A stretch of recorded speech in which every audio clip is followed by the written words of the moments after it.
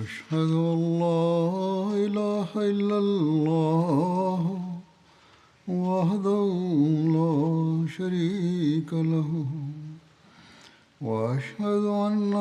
محمدا عبده ورسوله أما بعد فأعوذ بالله من الشيطان الرجيم بسم الله الرحمن الرحيم الحمد لله رب العالمين الرحمن الرحيم مالك يوم الدين إياك نعبد وإياك نستعين اهدنا الصراط المستقيم صراط الذين أنعمت عليهم غير المغضوب عليهم ولا الضالين. د رسول کریم صلی الله علیه وسلم د سیرت په حواله چې جنگ کې به د هغوی وسوسه وه دې باره کې ذکر روان و د خیبر د جنگ. د خیبر د جنگ نه پس د یهودیانو له طرفه د نبی کریم صلی الله علیه وسلم د وجلو یو سازش شوی و او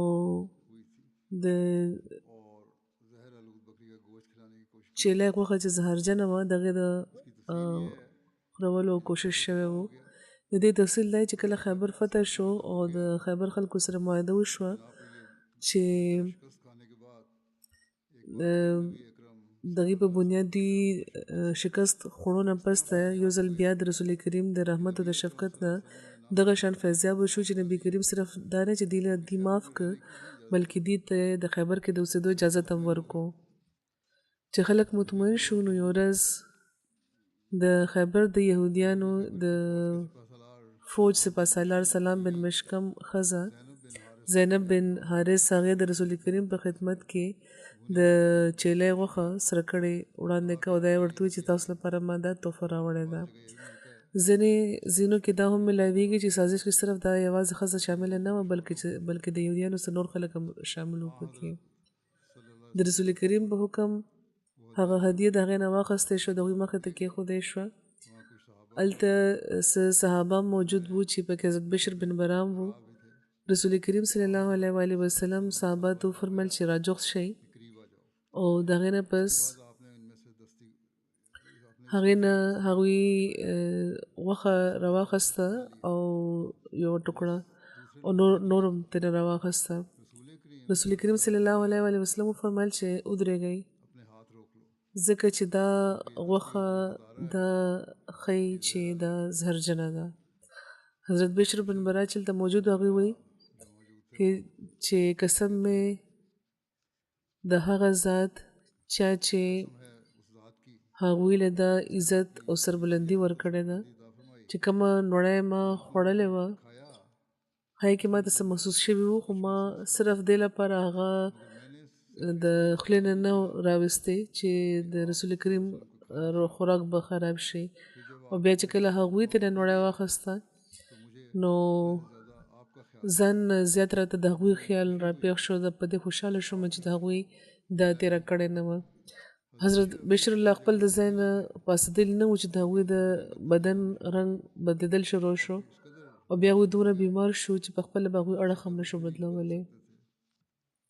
او تقریبا د یو کال پس د هغوی وفات شو. ځینو دا وایي چې حضرت بشر بن برا د خپل ځای نه پاڅېدلی هم نه وو چې وفات شو. دوه روایتونه دي. بیا رسول کریم صلی الله علیه وسلم هغه ښځه راوغوښته او ورته وویل چې تا دې کې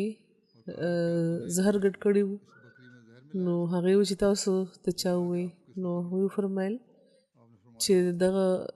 غوښې چې زما په لاس کې دی ما له خبر راکړی دی نو هغې وویل چې ما پکې زهر ګډ کړي وو نو هغوی ورته وفرمیل چې تا ته چا دا ویلي چې دا کار وکړه نو هغې ورته وویل چې تاسو زما کام سره چې څه وکړه دا تاسو نه پټ نه دي او ما دا سوچ کړی چې که تاسو باچا یې نو موږ به تاسو نه نجات بیا مومو او که تاسو نبی نو تاسو به خبر کړی شئ आप नबी हैं तो आपको نو رسول کریم هغه ښځه بیا معاف کا इस औरत से दरगुजर फरमाया او هیڅ بدله ته نه وانه خستو आपने इस औरत से कोई बदला یو بل روایت کې دا دی چې رسول کریم صلی الله علیه وسلم هغه ته وی چې تا د چا په لمسون دا आपने मेरे وکړه نو هغه وی چې تاسو زما پلار او زما تر او زما خاوند زما ورور وجلې دی او یو روایت مطابق چې کله حضرت بشر بن برا وفات شو نو رسول کریم حکم ورکړی و रसूल अल्लाह چې دا ښځه دې وجلې شي نو بیا هغه وجلې شوه دا هم یو روایت دی ये भी एक रिवायत है د سی مسلم روایت دی چې دا ښځه وجلې شوې نه وه इस औरत को कत्ल नहीं किया गया نو د حضرت انس نه روایت دی अनस से रिवायत है چې यहूदी औरत रसूल अल्लाह सल्लल्लाहु अलैहि वसल्लम یوه یهودي ښځه وه د حضرت انس دا روایت دی چې یوه یهودي ښځه وه چې رسول کریم له غوښه راوړې وه چې زهرجنه وه تاسو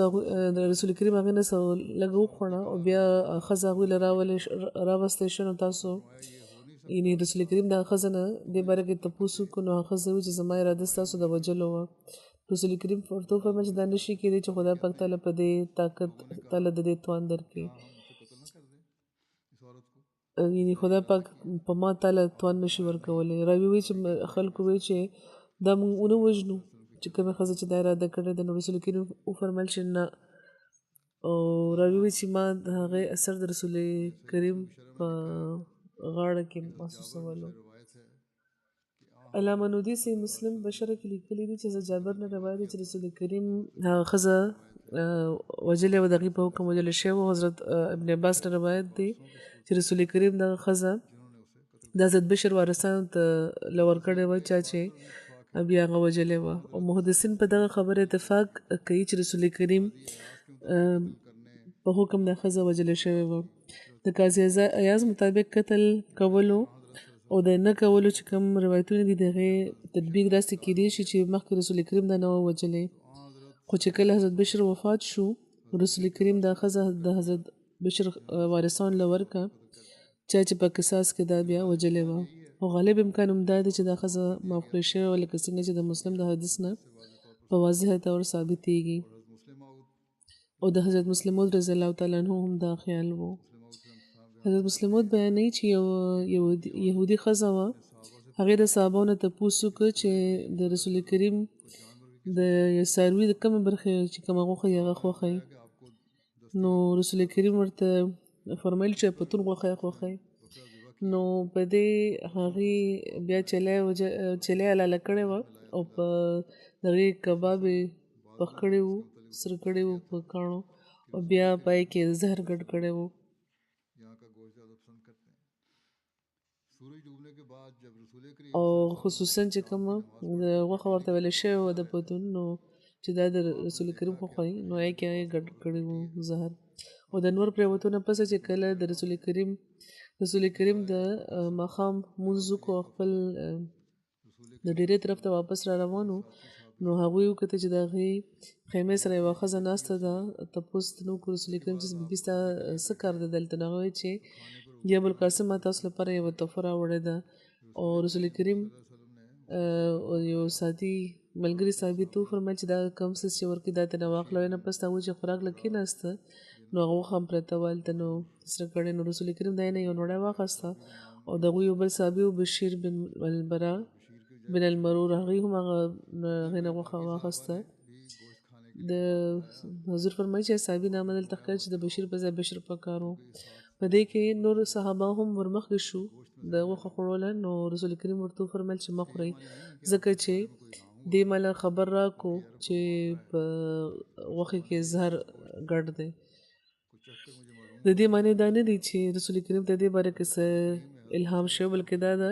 عربو محاوره ده او د دې معنی دا دی چې ما چې دا اوس کلو نو زه ته نه خبر شوم چې په دې کې زهر ګډ دی نو په قرآن کې حضرت موسی علیه السلام د زمانې واقع بیان شوی ده چې د یو دیوال متعلق راځي چې هغې پرېوتل غوښته چې مطلب صرف دا چې هغې کې د پرېوتو اثر پیدا شوي په دې ځای کې د مطلب هم دا دی چې رسول کریم دا فرمایلي وو چې د دې یا غوښې خبره نه مې کړې بلکې د هغې په سکلو ورته معلومه شوې وه. نو بله فکره چې کوم هغه د دغه معنو وضاحت هم کوي او حضرت بشر وایي چې کوم خدای رسول کریم له عزت ورکړی دی زه د هغې قسم خورم او دا وایم چې ما ته هم په دغه نړۍ کې معلومه شوې وه په ظاهره او زما زړه دا وایي چې زه دا لړه کم خو ما دا ګڼل که ما داسې وکړو نو د رسول کریم په طبیعت باندې به دا بد ولګي نو ځکه هغوی اوس د هغوی خوراک به روټه به خرابه شي نو چې هغوی هغه تېره کړه نو ما هم هغه تېره کړه او زما زړه دا وایي چې ما ته شک دی چې په دې کې زهر ګډ دی او کاش چې رسول کریم دا ونه خوري حضرت مسلمو د خوړو ذکر کړی دی د تېرولو دا غوښې خو نورو روایتونو کې دی چې هغوی په خولې کې اچولی خو بهر یې روباسلی وه تېره کړی نه وه بهرحال دې نه پس هغوی وایي چې ساعت پس د بشر طبیعت خراب شو د ځینې روایتونو کې دا دي چې هغوی په خیبر کې وفات شي او ځینو کې دی چې دې نه پس سموده بیمار وو دې نه پس وفات شي او په دې رسول کریم صلی الله علیه وسلم څه غوښه د یو سپي مخې ته اچولې وه د هغې په خوړو بیا هغه سپی مړ شوی و او چې کله رسول کریم دا ښځه راوغوښته ورته یې وفرمیل چې تا په دې کې غوښې کې زهر ګډ کړي وو نو هغې وایي چې تاسو چا خبر کوي نو هغه د هغې په لاس کې هغه د پتون غوښه وه نو هغې ورته وفرمیل چې دې ما ته ویلي دي په دې هغه ښځه پوه شوه چې دا راز په دې باندې واضح شو نو هغې اقرار وکړو چې دې کې زهر ګډ کړی دی هغې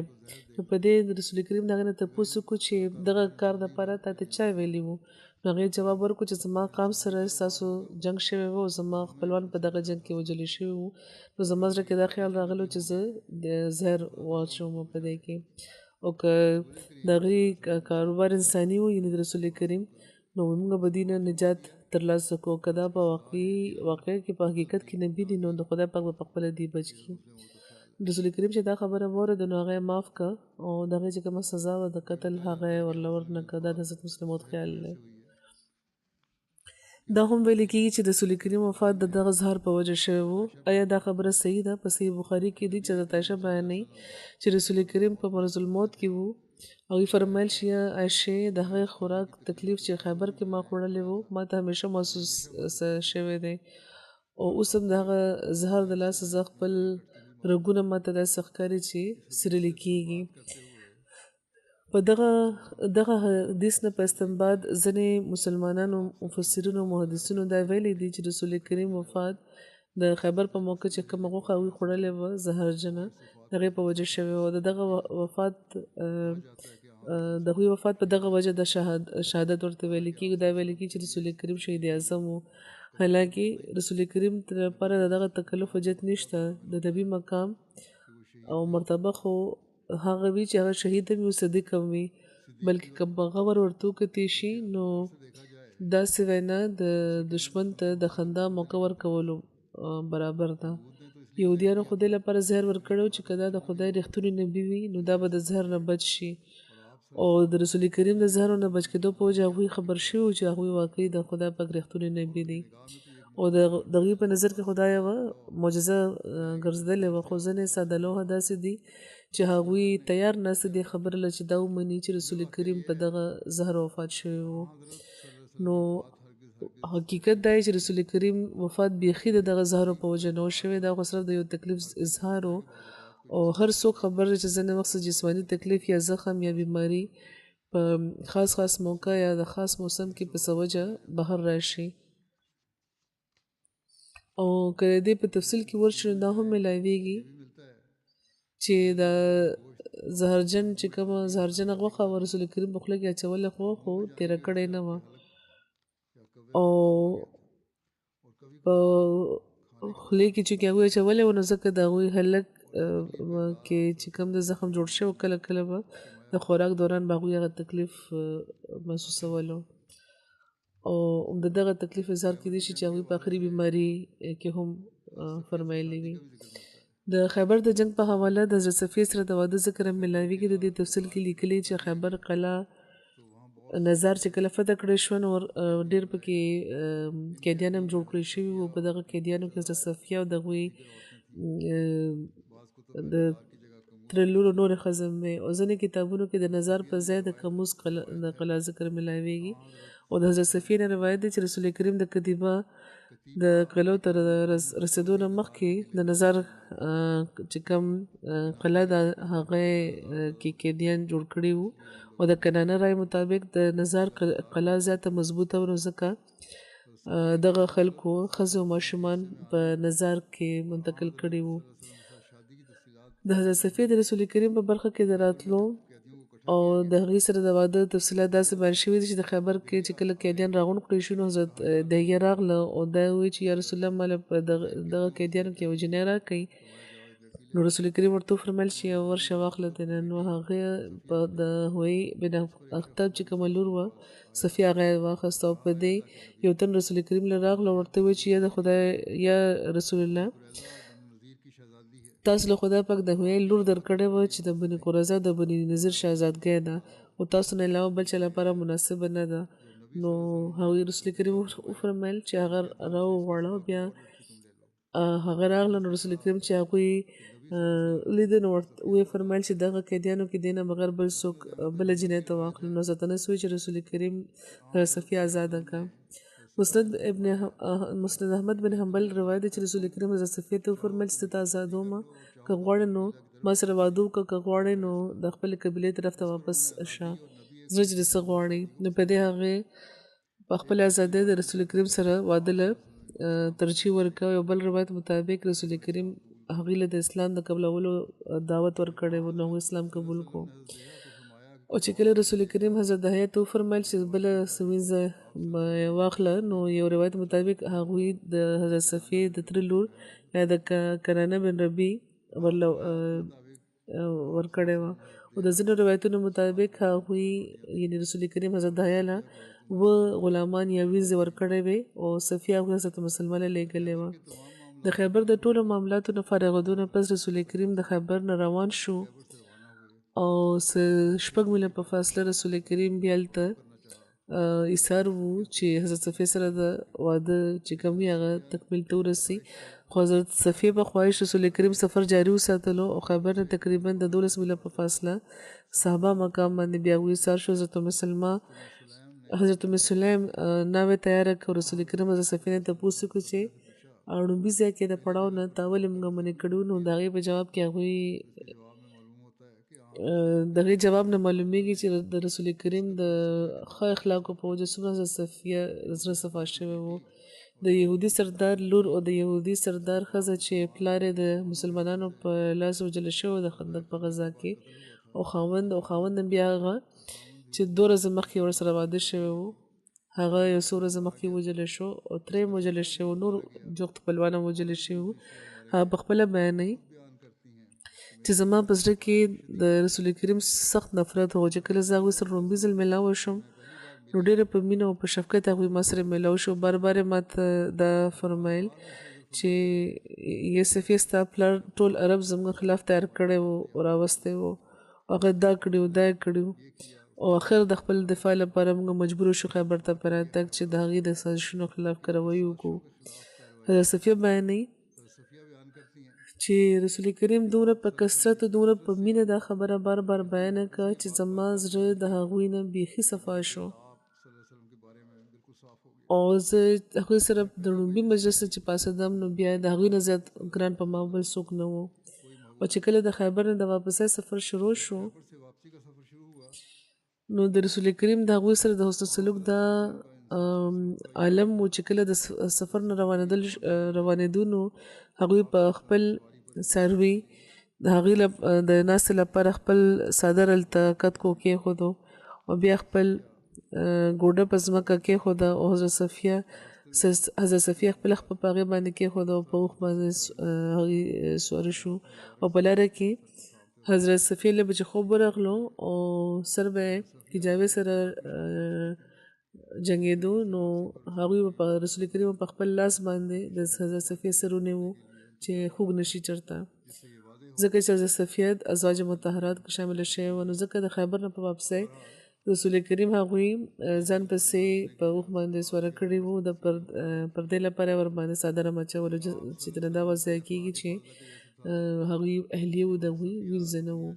بهرحال د 6 میله باندې د 9 درجو چې کوم جواب دغه تفصیل داسې بیان شوی دی چې رسول کریم د اخلاقو اثر په هغې باندې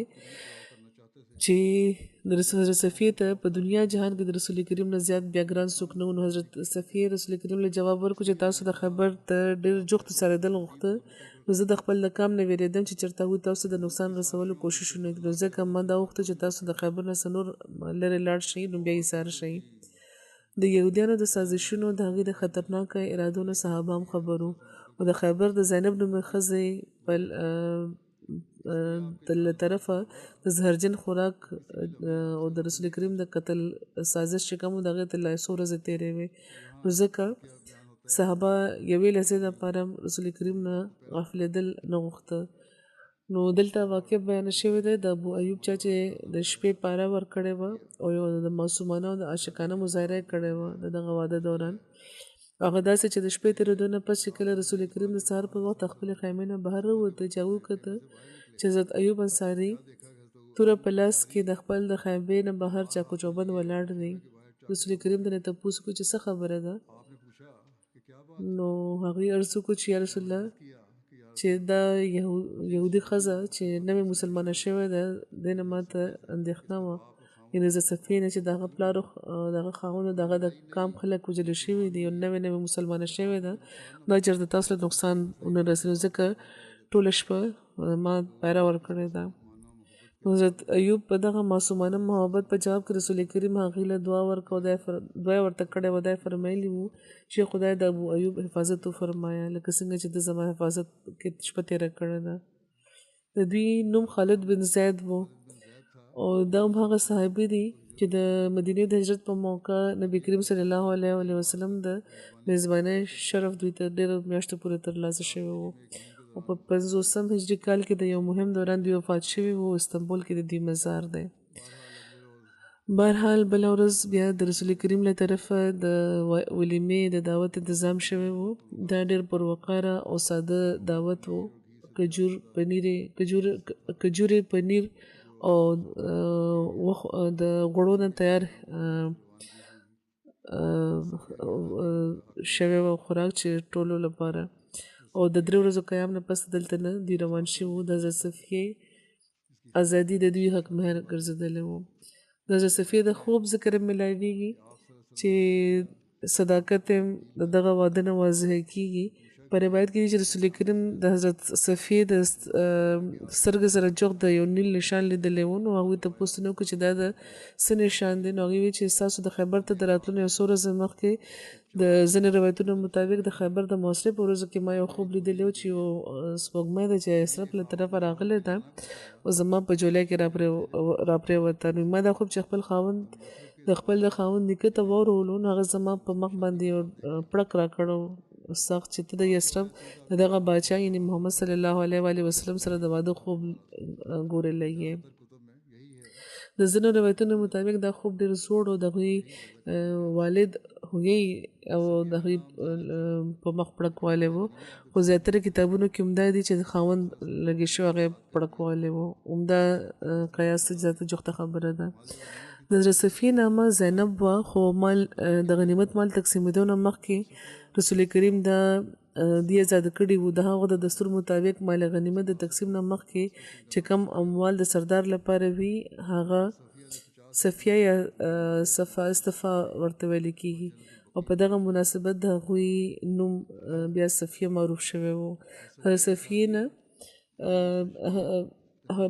صفیه د 50 هجري کال کې د حضرت امیر معاویه په زمانه کې وفات شوي وو او په جنت البقیع کې دوی ښخ دي. د حضرت صفیې په واده باندې مستشرقین هم تنقید کوي او د خپل د عادت مطابق د حضرت صفیې په واده باندې چې کوم اعتراضونه دوی کوي دا د دوی د جهالت او د تعصب دلیل دي. مثلا انسایکلوپیډیا بریټانیکا په 9 ایډیشن کې د محمدن ازم د عنوان د لاندې لیکل شوي دي چې ترجمه دا ده چې دغه کامیاب معرکې چې کوم آخري کارنامه و هغه د باچا لور سره د رسول کریم واده و، او د صفیې ته داسې تن لږ هم کراهت نه شوی او دا مستشرق په خپله لیکي لګیا دی چې چا وي د هغه پلار یې هویې او د هغه خاوند کنانه د هغې د قتل سبب و، بلکې ډېر په شان هغې خپل په یو نوي رنګ کې ځان رنګولی و، او هغه که یو رنګ کې دا د ستاینې وړ خبره ده. نو یو بل د چې کومه یهودي ښځه وه د هغې طرز عمل دا و چې هغې خپل د کام قاتل له د زهر ورکولو کوشش کړی و او د دغه جرم په نتیجه کې خپل ژوند یې بایللی و. دغه کوشش ناکامه پاتې شوی. خو دا ویل کېږي چې رسول محمد صلی الله علیه وسلم په خپل آخري بیمارۍ کې هم د دغه زهر اثر محسوسولو. په حضرت صفیه باندې تنقید کې هغه دا لیکي چې د دې خاوند پلار وژل شوی او خبر خدا و چې دې څه د غیرت مظاهره کړې او بدل یې اخیستی وي، خو هغې خپل مفاد له ترجیح ورکړه او محمد صلی الله علیه وسلم سره واده کړی و. او د دې په مقابله کې یو بله یهودي ښځه وه چا چې زهر ورکړی و او د هغې تعریف کوي لګیا دی چې دا هغه کم از کم د غیرت مظاهره کړی و، د رسول کریم د وژلو کوشش یې کړی و. دغه چې کوم مصنفین دي هغه د هیڅ حد نه لري د هغوی د رسول کریم سره د اسلام سره د بغض او د دشمنۍ. دا هم سوچ نه کوي چې لږ هم چې عقل سلیم څوک لري یو تن نو هغه به دغه تحریراتو نه څه نتیجه راوباسي. د تعصب زهر دی چې د دې د تحریراتو نه په خپله ظاهریږي. انصاف نه دې کار نه اخلي. د خیبر د یهودیانو د رسول کریم سره زبردسته مقابله شوې وه، هغوی شکست خوړلی و او هغې نه پس د هغې سره څه سلوک پکار و. دا د جنګ قاعده ده چې د هغې هغه زمانې وي که د نن سبا مهذبه دنیا. او که دوی ټول د تورې د لاندې کړی شوي وو نو بیا به هم د جایز وو. د دوی د بایبل له رویې هم د هغه وخت د قواعدو د طریقې مطابق دا جایز وو. خو دغه ظالمانو باندې د کابو بیا منتونه پس هم رسول کریم چې دوی سره کومه د عفو د درګذر سلوک کړی و د هغې ذکر نه کوي. تعریف خو یو طرف ته بیا او بیا د هغوی له طرف نه د صلح خواست چې هغوی منلی و، د جلا وطن کولو شرط رسول کریم منلی و او دوی معاف کړي وو. نو دې نه زیات بیا ده چې یهودیانو دوی ته خواست کړو چې موږ ته هم دلته د اوسېدو اجازت راکړي، موږ به کرونده کوو او نیم پیداوار به تاسو له درکوو. رسول کریم دا خواست هم د هغوی منلی و. د صلح او د سلامتۍ یوه معاهده ورسره کړې وه. خو لا د دغه معاهدې صحیح هم نه و چې شوی چې دغه خلکو یو سازش کړی و د یو ښځې په ذریعې دوی له د زهر ورکولو کوشش کړی و او دغه ښځې جرم تسلیم کړی و لکه څنګه چې پخپله ویلي وو. د نن سبا چې کومه مهذبه دنیا ده او د مهذب چې کوم خلک دي تعلیم یافته چې بلل کېږي هغوی یو داسې بدهده ښځه د یو قومي هیرو په طور وړاندې کوي او کومې ښځې چې حق او صداقت بیا موند او د رسول کریم د اخلاق چې کوم اخلاقي فضیلت په خپله مشاهده کو صداقت یې قبول کو او د باوجود د ازادۍ هغې چې ورته هم فرمایل چې ته ازاد یې هغې دې خبرې له ترجیح ورکړه چې د رسول کریم سره د واده کوي چې واده دوی کې هغې سره د پاتې شي. هغې باندې داسې ښځه باندې دوی تنقید کوي. یعنې هغه وخت خو یعنې دا وخت خو د شخصي ازادۍ د عدل او د انصاف چې کوم ټول اصولونه دي هغه دا خلک هیر کړي او بیا هم دغه شان ځینې نور معترضین اعتراض کوي او بدنما انداز کې اعتراض کوي چې رسول کریم چې کله حضرت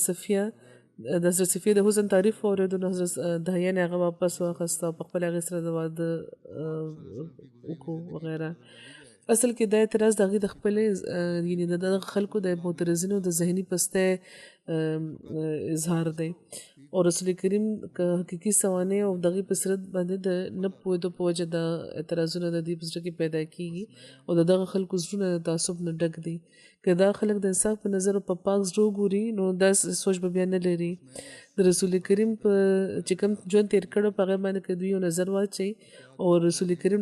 د قرآن کریم ډېر په ښایسته انداز کې د دې طرف ته پام ګرځولی دی چې فقط لبثت فیکم عمرا من قبله افلا تعقلون. یعنې ما تاسو کې دې نه مخکې عمر تېر کړی دی نو تاسو د عقل نه کار نه اخلئ.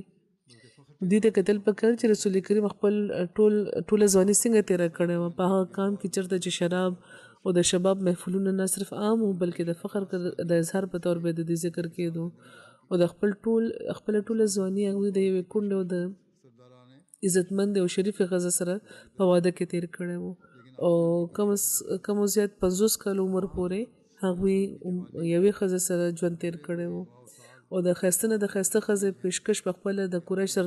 سرداران هغوی ته کړی وو لکه څنګه چې تاریخ نه ثابته ده خو هغوی دغه پیشکش د هغوی رد کړی وو. د رسول کریم صلی الله علیه وسلم چې کوم د ځوانۍ د وخت وو هغه دغه خبرې روښانه دلیل دی چې هغوی ته نعوذ بالله د ودونو او د عیش و عشرت سره هیڅ د هغې تعلق نه واسطه وه او رسم چې کوم هغوی بیا نور ودونه کړي وای کې یو حکمت و چې د مخالف قام او د قبیلې ترمنځ د صلح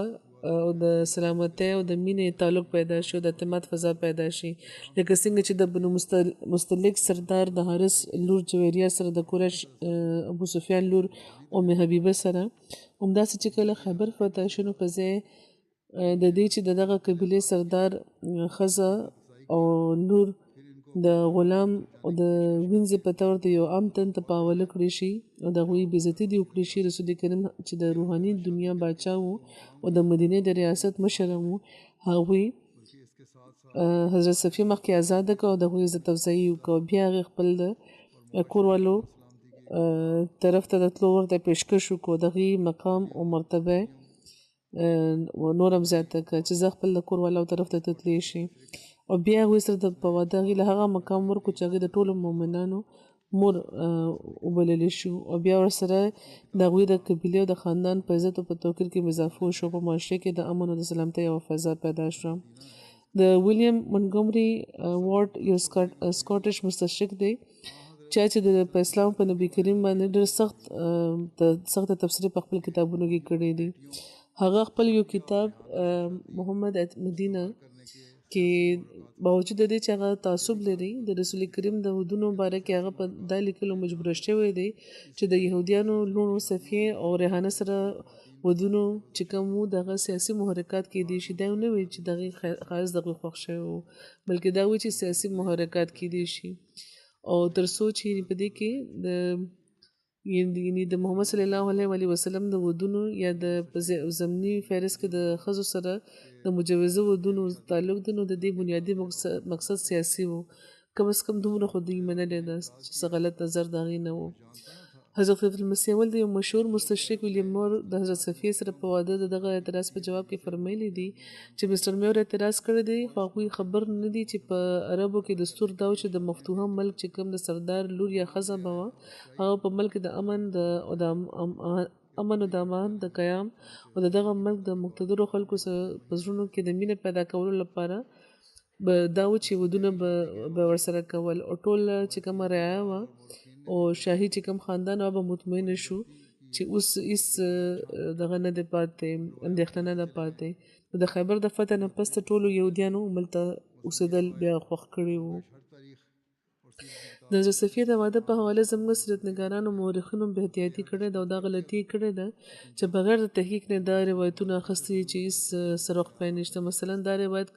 کم و زیات هر تاریخ د سیرت په کتاب کې میلاویږي چې رسول کریم حضرت صفیه مکه ته دایله ورکړې وه خو چې کله د هغې د حسن جمال کیسې واورېدې نو بیا د حضرت صفیې راوغوښته او ځان لپاره خاص کړه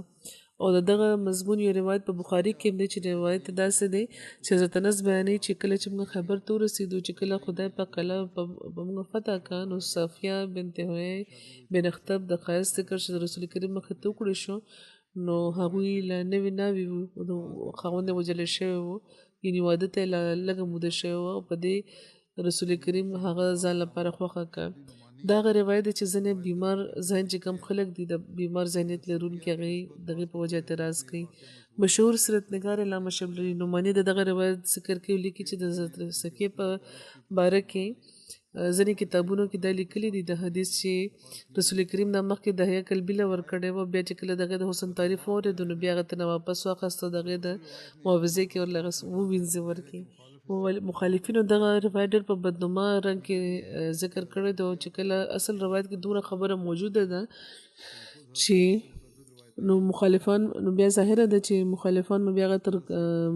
زیات نه زیات به هغه پکاري دا خبره حقیقت دا چې حضرت صفیه واقعه حضرت انس نه منقوله ده خو حضرت انس نه مختلف نور روایتونه هم دي چې یو بل سره اختلاف لري حضرت انس نه یو بل روایت دام دی چې کله حضرت صفیه د حیا په برخه کې راغله نو خلکو نبی کریم په خدمت کې حاضر شو ورته عرض وکړو چې هغه د خیبر د سردارانو د یو عالی مرتبه عزتمند ښځه ده او د رسول کریم نه بغیر بل څوک د هغې لایق نه دي نو اول خو به داسې بل څه روایت نشته چې دا او که دا خبره واقعي سمه ده لکه څنګه چې د بخاري دغه روایت دی چې دغه د حسن جمال تعریف شوی و نو ممکن دی چې صحابي د هغې نه پس ته بل چېرته صحابي نه دا روایت کړی وي یا دا الفاظ د ځان نه پکې شامل کړي وي ځکه چې یو صحابي هم د نبي کریم په شان کې یا بړومبی چې کومه واقع د یو صحابي بیان کړي دي دا وروستو پکې د دې اضافه شوي ځینې خلکو په روایتونو کې ویلي دي ځکه چې صحابي خو د رسول کریم په شان کې داسې خبره نشي بیانولی چې نه د رسول کریم په شان کې څه قسمه د لږ شان د تنقید څه اشاره پکې وي یا دا ممکنه ده چې خلکو په خپل طور د حضرت صفیه د حسن سره سره د هغې د نورو خوبو د خانداني مقام ذکر کړی وي او راوي یو په مختصر الفاظو کې چې څومره چې ورته یاد و هغه بیان کړي وي خو یو اهم او بنیادي نکته چې طرف ته چې سیرت نګار نظر نه کوي هغه دا ده چې رسول کریم د کوم عظیم د مقام او مرتبه باندې فایز دي او هغې لپاره ځان کې څه خوبی هغوی لپاره چې کوم مقام باندې هغوی په خپله وو نو هغې لپاره د چا خوبی او کمالات یو سطحي او ضمني حیثیت لرلو د واده د فیصلې چې کله هغوی کړي دي نو بنیادي سبب یې دا نه و چې کوم بیاني بلکې اصل بنیادي سبب خو د خدای پاک حکم به و او رسول کریم د یو حرکت او سکون د خدای پاک د منشا نه بغیر به نه و لکه خدای پاک خپله فرمایي چې قل ان صلاتي و نسکي و محیایي و مماتي لله رب العالمین چې وایي چې زما عبادت او زما قرباني او زما ژوند عمر هر څه د خدای پاک لپاره دي چې ټولو جهانونو رب دی او ټول کورونه به هم دې له خاطره کول او چې چا هر لحظه د خدای پاک په رهنمایي کې وي نو هغه دومره اهمه خبره چې کومه ده نو په خپل څنګه هغوی کولی شي ټول ودونه هغوی یقینا د خدای پاک په حکم کړي دي او دا برکتونه او مصلحتونه دي لرل حضرت مسیح موعود علیه السلام خپل کتاب آیین کمالات اسلام کې بیانوي چې د رسول کریم په باره کې د صحابه بشکه چې د اعتقاد چې د هغوی یو فعل او قول هم د وحي د آمیزش نه خالي نه و او که هغه مجمله وحي وي یا مفصل او خفي وي یا جلي واضح وي که مشتبه وي خو چې سم رسول کریم خاص چې کوم معاملات هغه مکالمات هغه خلوت او په ظاهره که پټ هر څه چې کوم او که د خوراک څښاک د لباس متعلق او د ښځو متعلق او د معاشرت په ضرورتونو کې چې کوم د هر ورځ چې کوم خانګي امور دي دا ټول دغه خیال په احادیثو کې داخل کړی شوي چې ټول کارونه به هغوی د خدای پاک د روح القدس د کلام په رڼا کې کړي دي نو په ابو داود وغیره کې دا حدیث موجود دی او امام احمد هم دا په بلو واسطو عبدالله بن عمر نه دا روایت کوي چې عبدالله وایي چې ما چې څه د رسول کریم نه چې زه اورم هغه ولیکم هغه حفظ هم کوم او زه نو زه منې کوم چې داسې مه کوه چې ځکه چې رسول کریم هم انسان دی او کله په غضب هم کلام کوي نو زه دا خبره چې ما واورده نو د لیکلو نه بیا ما لاس کېښودو خو دغه خبره ما رسول کریم ته ذکر وکړو نو حضرت مسیح اسلام فرمایي چې رسول کریم ورته وفرمیل چې د هغه د ذات مې قسم دی چې چا په لاس کې زما ژوند دی چې څوم چې ما نه کېږي که خبرې که عمل وي هغه هر څه د خدای پاک له طرفه دي او که دا وویلی شي چې په دغه حدیثونو کې کتابونو کې ځینې امور د رسول کریم د اجتهادي غلطۍ ذکر هم کوي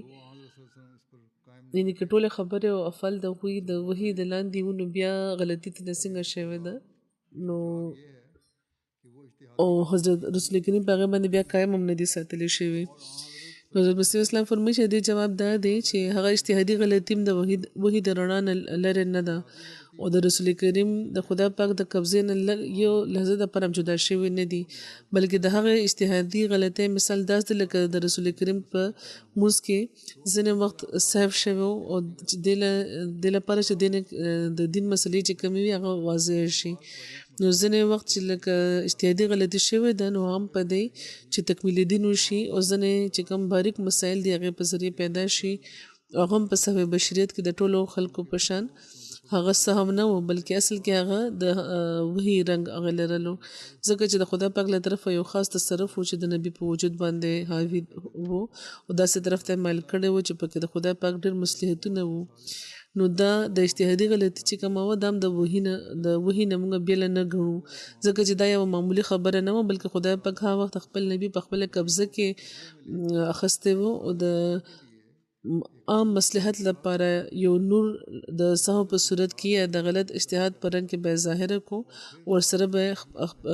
خپل وحي به جوش کې به دغه راغله لکه څنګه چې یو روان نهر د یو مصلحت لپاره چې دغه اوبه ودرولې شي او بیا پرېښودلی شي نو یو ځای کې یو کلمن دا نشي ویلی چې چې کوم د نهر اوبه دي هغه وچې شوې او دې نه څه ختم کړی شو دغه حل د انبیاو د اجتهادي غلطۍ دی چې روح القدس نه هغوی چې بیل نه وي خو ځینې وخت خدای پاک د ځینې مصلحتونو په بنیاد د انبیاو فهم په ادراک چې کوم وي هغه په خپل قبضه کې واخلي او قول یا په فعل کې د هغوی سهو یا غلطي په شکل کې هغې نه وشي او هغه حکمت چې ارادتن شوي هغه ظاهره شي او بیا د وحي د دریاب چې کم دی هغه په زور روانېدل شروع شي او غلطي له ترمنځه اوچته کړی شي داسې لکه چې د دې اړو چېرته وجود هم نه حضرت مسیح د یو انجیر طرف مثال ورکوي چې حضرت مسیح اسلام د حضرت مسیح ورکوي چې مثال چې د هغوی د یو انځر طرف ته مرمنډه کړې وه چې د هغې میوه وخوري او د روح القدس سره ورسره وغو خو روح القدس ورله دا اطلاع ورنه کړه چې دا وخت په انځر باندې څه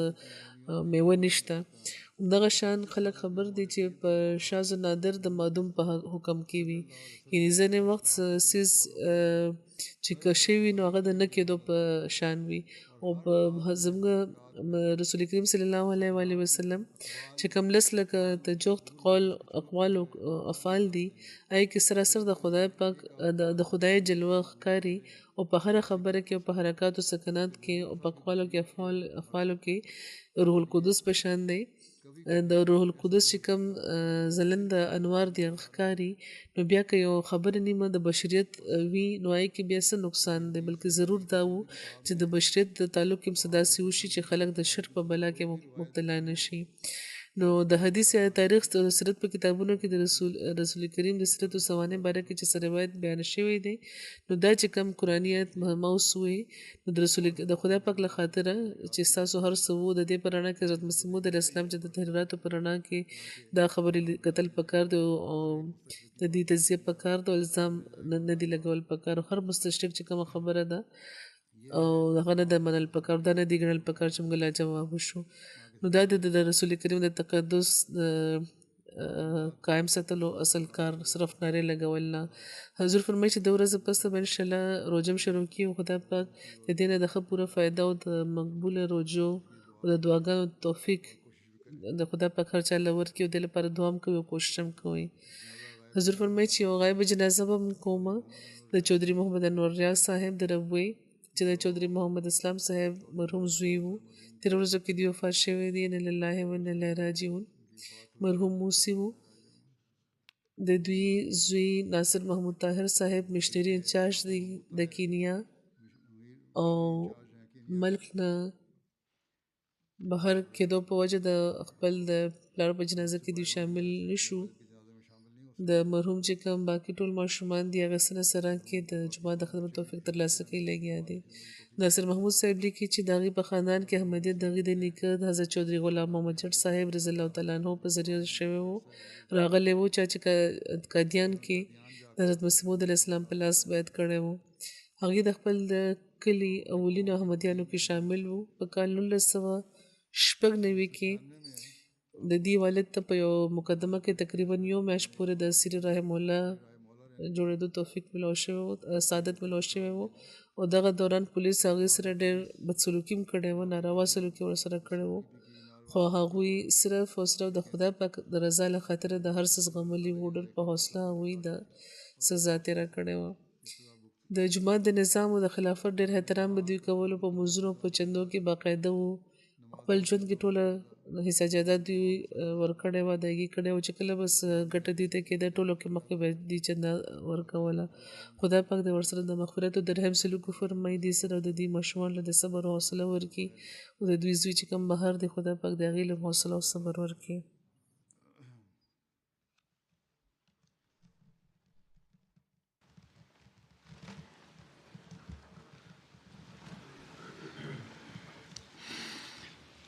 الحمد لله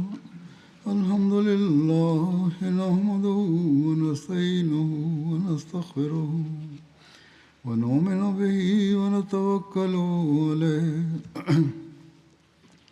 ونعوذ بالله من شرور أنفسنا ومن سيئات أعمالنا من يهده الله فلا مضل له ومن يضلل فلا هادي له ونشهد أن لا إله إلا الله ونشهد أن محمدا عبده ورسوله عباد الله رحمكم الله إن الله يأمر بالعدل والإحسان وإيتاء ذي القربى وينهى عن الفحشاء والمنكر والبغي يعظكم لعلكم تذكرون اذكروا الله يذكركم وادعوه يستجب لكم ولذكر الله أكبر